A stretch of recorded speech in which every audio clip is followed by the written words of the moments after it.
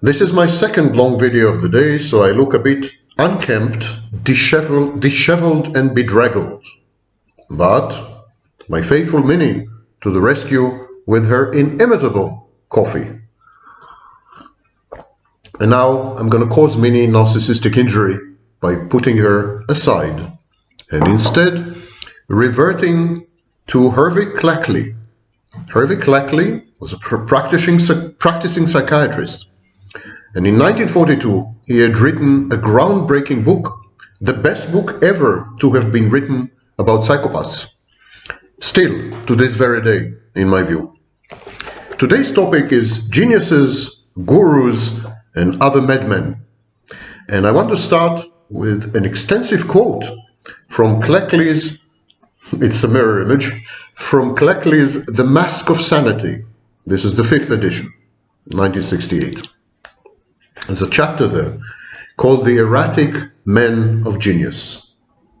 Cleckley says, the concept of genius as a type of madness is particularly associated with Lombroso, Cesare Lombroso, who in 1888, with The Man of Genius, advanced his familiar hypothesis that genius is a degenerative psychosis, a sort of moral insanity, which may at times take the form of other mental disorders, but which preserves certain distinguishing characteristics. He should have asked me. Another chap by the name of Grasset, following a similar line of thought, gives some striking examples. Tolstoy, of War and Peace fame, is said to have lashed himself with ropes and to have fallen a considerable distance while attempting to fly. Yes, you heard correctly, to fly, before he became preoccupied with wondering seriously whether to abandon civilization for a primitive life in the desert. Jean-Jacques Rousseau's many false starts as medical student, clockmaker, theologian, painter, servant, musician, and botanist are noted, as well as his curious letter, Jean-Jacques Rousseau's curious letter, addressed to God Almighty, which he placed under the altar of Notre Dame. I wonder what the postage might have been. Rousseau's expressed repugnance toward the normal sex act is also noted. Schopenhauer's peculiarities, long famous, are reviewed by Grasset. His abnormal attitude of aesthetic distaste towards woman, his morbid suspiciousness, which led him to write even trivial notes in dead languages, and his occasional assaults on unsuspecting bystanders who he fancied were talking about him, all suggest a deep-seated maladjustment. No kidding. Unusual and apparently irrational behavior has indeed been so commonly reported in the lives of those acclaimed. Those great artists and thinkers, all of them had these unusual behaviors, that there is a popular tendency to regard it as the rule rather than as the exception. Vincent van Gogh's career is a familiar example. His justly celebrated exploit in cutting off his own ear and sending it to a prostitute of Arles is one of many. Richard Wagner, according to some of his biographers, manifested an utter disregard for the feelings and rights of others, a petty vanity, and sometimes a callousness almost worthy of the psychopath. Nordau has indeed said that Wagner is accused of having a greater degree of degeneracy than all the other degenerates heretofore put together. Of course, until I came on the scene. Jonathan Swift, in his poem, The Lady's Dressing Room, by the way, I read the poem. This is one sick piece of work. It's available online. Jonathan Swift, in his poem The Lady's Dressing Room, and in other writings, manifests an attitude, says Cleckley, so basically distorted that it is difficult to not believe that he was very ill man, psychiatrically speaking. In an interesting discussion of life-rejecting attitudes and their relation to obsessive disorder, Strauss makes clear something that is probably not only pertinent to the syndrome, but also to other psychiatric conditions. The basic emotional judgment expressed by Swift might, if it were an unconscious stratum in the psychopath, play an important part in his clinical manifestation. In other words, what he's trying to say is that had we not known better, we would have thought that Swift is a psychopath. The life of this learned, conscientious and brilliant man does not, however, show behavioral features that would in any way suggest he's being classed in our group, nor do the other celebrated figures mentioned above, despite these reports of eccentricity and of various psychiatric manifestations. Of course, there has been some progress since then, and now we have two types of psychopaths, the primary psychopath and the secondary psychopath, and these gentlemen, Tolstoy, Van Gogh, Rousseau, Swift and others, they fit perfectly into the secondary psychopath type. The secondary psychopath type, together with borderline personality disorder and covert narcissism, together, they constitute the vulnerable dark triad. And I'm going to make a separate video about the dark triad, the dark tetrad, and so on and so forth, and I will deal with this issue. But today's, as you remember, today's topic is not this. It's about geniuses and so on. Yesterday, I watched a cliché-spewing, self-styled mystic yogi guru. It was a grandiose, half-educated Hindu Indian. And he informed a professor of medicine in the Ivy League Yale University, who was sitting next to him, that the West knows nothing about the human body. And what did the sage professor do? He nodded his enthusiastic assent as he nearly kissed the hand of this derisible, this fake. It is a common sight. Westerners seeking wisdom and enlightenment in the East, from men, never women by the way, many of whom are cunning, self-enriching con artists. This mindless obsequiousness, this submission, disregards the fact that Eastern so-called philosophies are largely a hodgepodge of incomprehensible rank nonsense, and that the only visible outcomes of the alleged perspicacity and sagacity of these Indian yogis are the dirt-poor, disease-infested trash heaps that pass for cities and homes in the East. I'm not impressed. Asians are right to have chosen Western values and knowledge. They are right to have emulated the West over anything their homegrown so-called spiritual scammers had to offer. And this Indian was no exception. Another pearl of wisdom coming out of his idiotic mouth was that the left breast provided a different kind of milk to the right breast during breastfeeding. Gynecologists and obstetricians in the public did not dare to confront him and to call out his utterly moronic statement. The West, mind you, sports its own crop of psychopathic narcissists who purvey inane messages to the desperate, ignorant, gullible, paranoid, and utterly disoriented masses. Apparently, there's a giant lurking, waiting to be awakened in each and every one of us. A very good way of describing delusional grandiosity. We can accomplish anything we put our mind to, and we can attract good fortune, in other words, money and beautiful girls, if we only want it real bad. And that's, of course, infantile magical thinking. The world is a lot more sinister than it seems. Persecutory ideation transformed into conspiracy theories. In the meantime, the callous fraudsters, con artists, and scammers, Indian mystics, life coaches in the West, these people who brainwash millions of idiots and wannabes with promises of instant success or occult info, they are laughing all the way to the bank. Their messages: if I made it, I mean, look at me, if I made it, so can you. And you know what? I will tell you all you need to know about it. Of course, for a minor $50,000. Increasingly more grandiose, people are injured and humiliated. And they're injured and humiliated by, and they shun, truly intelligent people, true experts, knowledgeable and insightful.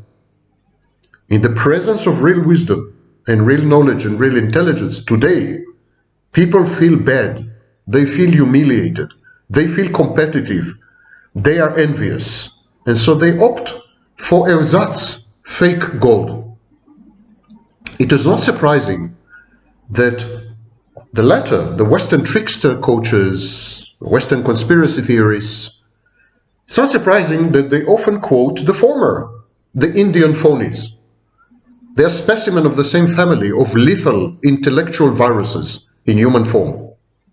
There is a tsunami of mental health disorders heading our way, and these people are not helping. It is projected to affect at least half the population in all age groups.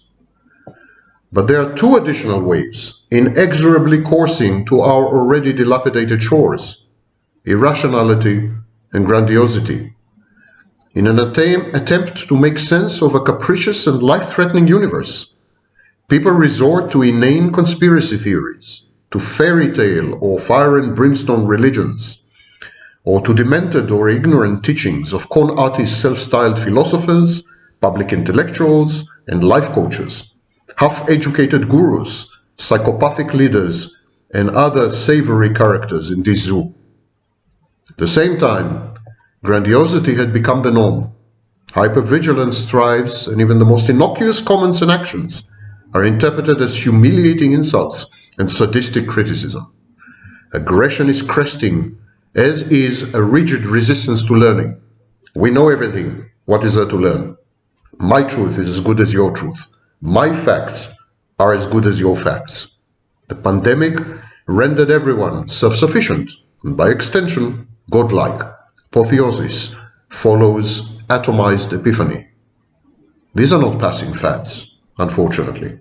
They are structural transformations. They are the shape of things to come. In a way, I'm glad I'm 59 years old and not 40 years younger. I wouldn't want to stick around much longer in the inferno that will follow this meltdown of civilization. But all this, is a private case of how we react to the prodigy, the precocious genius. And these kind of people, from a very early age, they notice their differentness, their specialness, their uniqueness. So they feel entitled to special treatment. But they rarely get it. And this frustrates the prodigy and renders him even more aggressive, driven, and overachieving than he is by nature. As my favorite Karen Horney pointed out, the child prodigy is dehumanized and instrumentalized. Alice Miller wrote a whole book about it. The prodigy's parents love him not for what he really is, but for what they wish and imagine him to be. They worship their imagination, the idealization of the child, not the child. He is the fulfillment of their dreams and frustrated wishes. The child becomes an instrument, the vessel of his parents' discontented lives, a tool, the magic brush with which they can transform their failures into successes, their humiliation into victory, their frustrations into happiness, and their mediocre lives into a Disneyland fantasy. The child is taught to ignore reality and to occupy the parental fantastic space. And such an unfortunate child feels omnipotent and omniscient, perfect and brilliant, worthy of adoration and entitled to special treatment. The faculties that are honed by constantly brushing against bruising reality. Faculties such as compassion, empathy, a realistic assessment of one's abilities and limitations, realistic expectations of oneself and of others, personal boundaries, teamwork, social skills, perseverance, goal orientation, not to mention the ability to postpone gratification and to work hard to achieve it. All these faculties are now lacking or missing altogether. There used to be a case that only, 0.1% of the population were prodigies, and so we were tolerant of them. We suffered them, we tolerated them. But today, 99.9% of the population behave as though they are prodigies. So what if I can't solve a quadratic equation? I wash the dishes in my own way. That makes me creative and an amazing genius. We are all grandiose narcissists nowadays. We all have a claim to fame. We all want our 15 minutes of celebrity. So the child turned adult sees no reason to invest in his skills and education, convinced that his inherent genius should suffice. And this is the message of all these life coaches. It's a magical transformation. All you have to do is set your mind to it. And within days, or if you're very slow, weeks, you're going to make it big. The child, the prodigy, feels entitled for merely being rather than for actually doing. It's the same way like the nobility or aristocracy in days gone by felt entitled not by virtue of what they had done, not by virtue of merit, but as the inevitable foreordained outcome of a birthright. In other words, in today's world, it's enough to be born. You are special by virtue of exiting the right anatomical utility channel. The prodigy is never meritocratic, ironically, but he's aristocratic. A narcissist is born in every prodigy, and when all of us are prodigies, because we are told so, in the education system in the United States and in many other countries by now, teachers are telling children, you are unique, you are special. If you only put your mind to it, you can achieve anything. You can be anything you want. You are limitless. You have no limitations, no shortcomings. This is a highly grandiose and unrealistic message which sets these children up for failure. Ultimately, when they are confronted with much less forgiving, much less fantastic version of life, they're going to give up. And that's what the majority of people are doing nowadays. They've given up.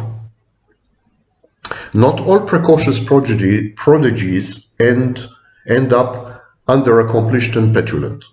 Many of them go on to attain great stature in their communities and great standing in their professions. But even then, the gap between the kind of treatment they believe that they deserve and the one they are getting is unbridgeable. And everything I'm saying about prodigy is applied to each and every one of you, because you all think you're prodigies. This is because narcissistic prodigies often misjudge the extent and importance of their accomplishments, and as a result erroneously consider themselves to be indispensable, to be worthy of special rights, perks, privileges, to have made amazing contributions. Everyone in his Facebook page, everyone in his Instagram account, you are creating art. Your life had become a work of art. I am eating a cookie, 2,000 likes. And when you find out otherwise, you're devastated. You're furious. You're furious. And that's why social media has skyrocketed the rates of depression and anxiety, because of relative positioning, the constant comparison, the inherent competitiveness. And the fact, and it's a fact, don't listen to the scam artists and con artists that pretend to be life coaches, philosophers, public intellectuals, and Indian mystical gurus. They are out for your money. They are ignorant, half-educated, and inordinately stupid usually. Because here's the fact. You are not special. You are not unique. And the vast majority of you will do nothing else in life except maybe, if you're lucky, bring children to the world and miseducate them. You, statistically, the vast majority of you will end up failures. Failure is the normal state of things, not success. People are envious of the prodigy because of this. The genius serves as a constant reminder to others of their mediocrity, lack of creativity, mundane existence. And naturally, they try to bring him down to their level, to cut him down to size. The gifted person's haughtiness and high-handedness only exacerbate his strange relationships. But even if he is the most mortal and humble person to have ever inhabited the earth, he's going to provoke envy by his sheer existence, by his mere presence. And people will be out to get him. In a way, merely by existing, the prodigy inflicts constant and repeated narcissistic injuries and sometimes mortification on the less endowed and the pedestrian. And this creates a vicious cycle. People try to hurt and harm the overweening and arrogant genius, and he becomes defensive, aggressive, and aloof, and even more arrogant. and this renders him even more obnoxious than before, and others resent him more deeply and more thoroughly. Hurt and wounded, the genius retreats into fantasies of grandeur and revenge, and the cycle recommences. Now imagine when 99% of you are doing exactly this, when this cycle had become actually universal and the dominant mode of human relationships, as it is today. What's the difference between a genius and a fraud? How can I say that some people are con artists and scammers and so on, and others are geniuses? Prone to shortcuts and shallowness, the narcissist always feels like a fraud, even when his accomplishments are commensurate with his grandiose fantasies. In some cases, narcissists are right to be grandiose. But this all-pervasive conviction, the imposter syndrome, the feeling that you're an imposter, that you're a fraud, this all-pervasive conviction, fake it till you make it, it serves several paradoxical psychodynamic functions. When a narcissist believes that he's a fraud, it supports his sense of omnipotent superiority. Why?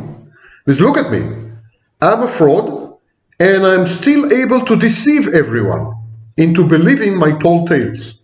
I'm so talented at being a fraud. I'm so successful at deceiving everyone that it must mean that I'm superior. Must mean that I'm omnipotent. Must mean that I'm a very special person.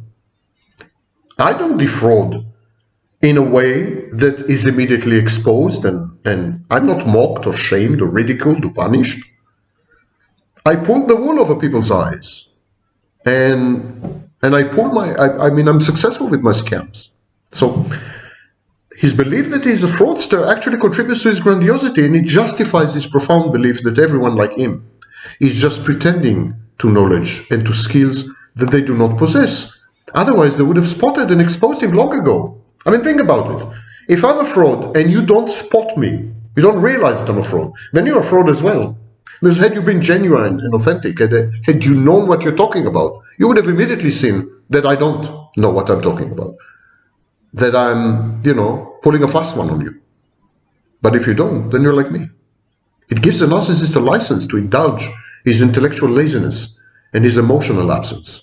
He gets by without investing too much, so why bother? And it constantly generates the adrenaline rush that he is so addicted to. There's always a tantalizing fear of being outed, being exposed as the con artist that he truly is.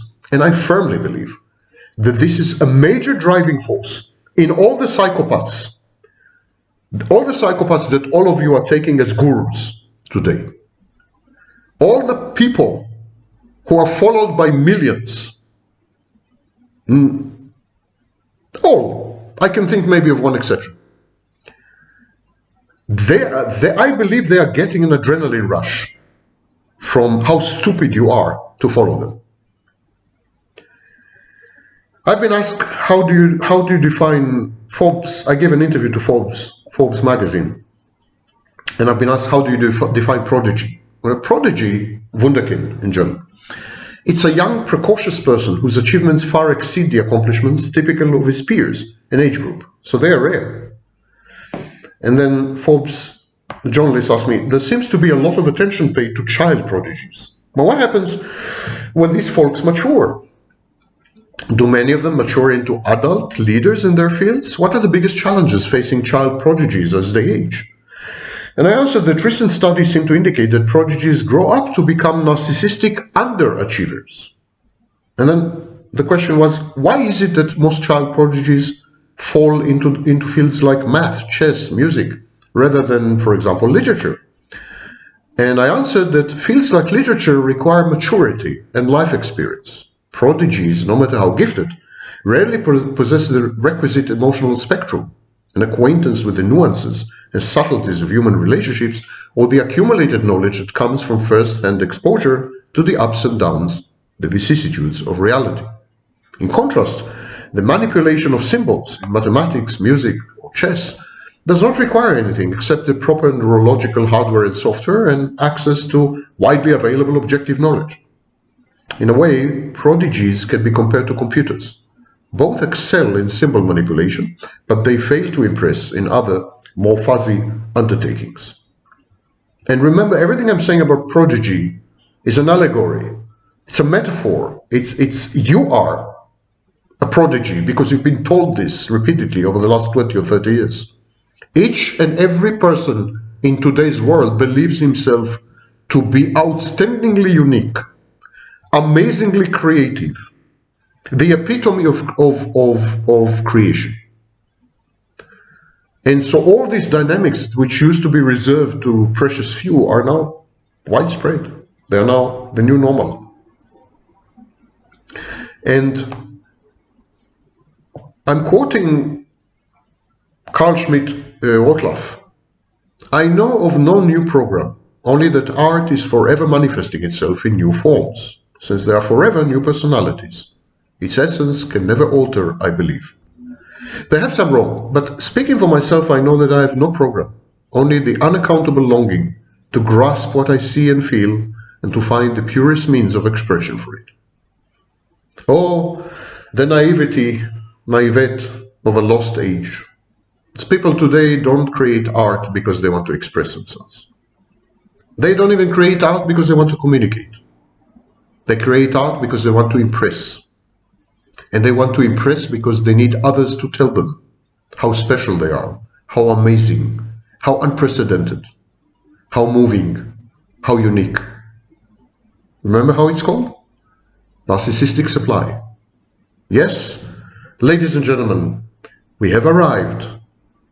We are in a narcissistic psychopathic civilization, where knowledge matters less than the appearance of knowledge, where everything is contested, where no authority is respected, not even intellectual or scientific authority, where everyone is equal to everyone else, malignant egalitarianism, and when everyone is godlike, and if he only puts his mind to it, or she puts her mind to it, they can achieve anything and everything under the sun.